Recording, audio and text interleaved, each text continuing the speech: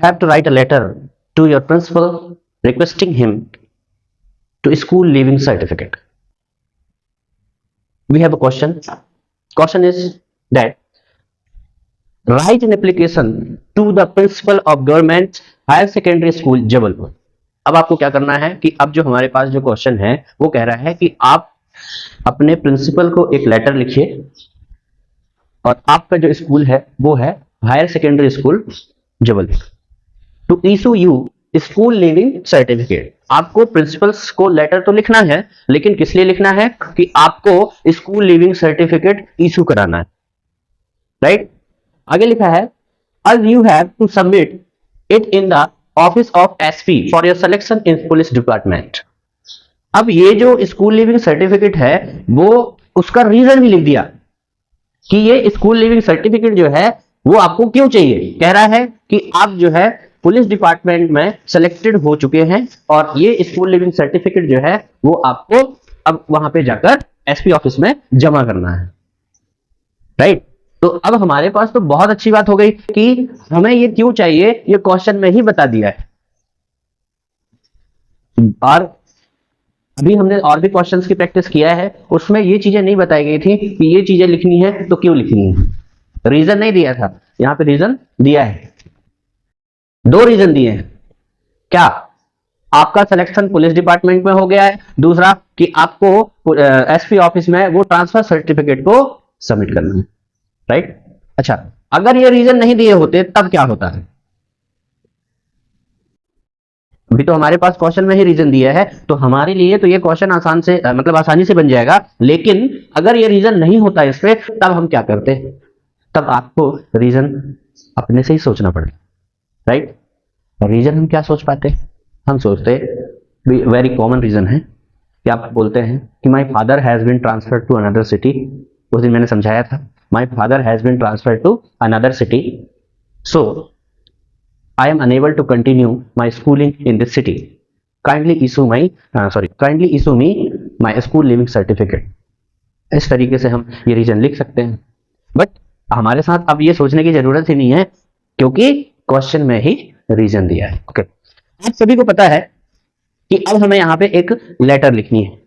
Format सबको पता है. सबसे हमने स्टार्ट किया राइटिंग.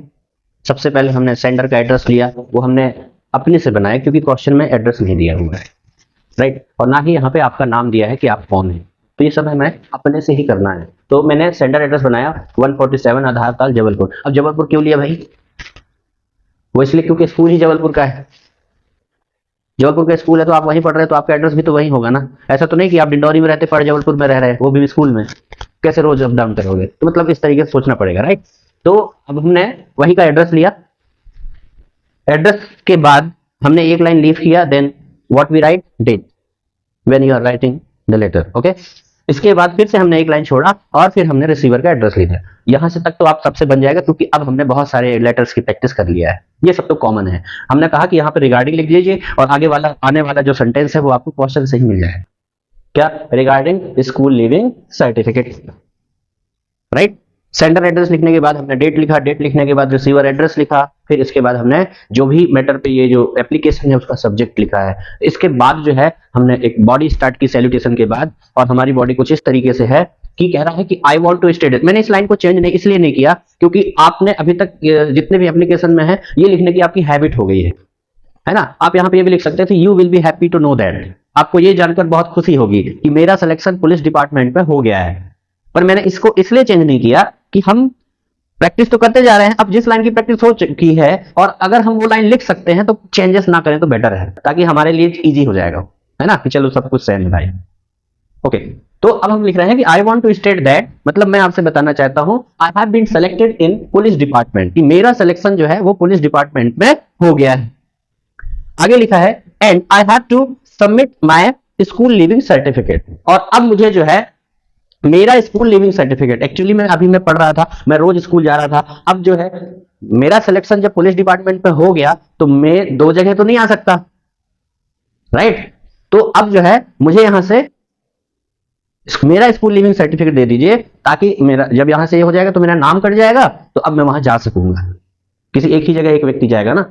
ओके, तो इसलिए जो है अब मुझे पुलिस डिपार्टमेंट में एसपी ऑफिस पे, साफ साफ लिखा है कहां पे सबमिट करना है, एसपी ऑफिस पे करना है। तो लिखा है कि I have to submit my school living certificate in SP office. अब मुझे जो है एसपी ऑफिस में मेरा स्कूल लिविंग सर्टिफिकेट सबमिट करना। इतना बता दिया आपने। अब सर से आप रिक्वेस्ट करिए। तो रिक्वेस्ट हमने किया, वो क्या है कि I heartily request you to issue me my school living certificate. कुछ नहीं किया भाई, वही लिखा जो हम पहले लिखते थे। जो आपने 3 डेज लीव एप्लीकेशन लिखा होगा इंग्लिश पे, वही है I heartily request you to grant me 3 days leave, लिखा ना, वही तो लिखा है I heartily request you to issue me my school living certificate. इतना तो लिख ही सकते हैं। और इसके बाद हमने लिखा थैंक यू, योर ओबीडियंटली लिख सकते हैं। देन अपना नाम, नाम तो यहां पे दिया नहीं, किसी भी का नाम लिख दो, बट अपना नाम लिख सकते हो आप।